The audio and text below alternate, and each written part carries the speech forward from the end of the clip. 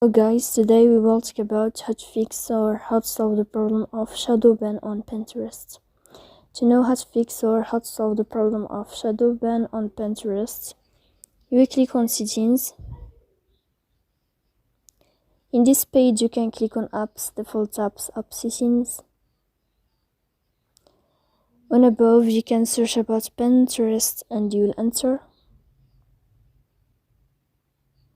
Then you can click on first stop and you can click OK. After that you'll enter to storage. Here you can click clear cache. Don't click clear data because that can delete your account. In the end you can turn off your Wi-Fi and you can turn on your Wi-Fi again, so please don't forget to support us by like and subscribe. See you next time in another video, and thank you for your attention and your watching.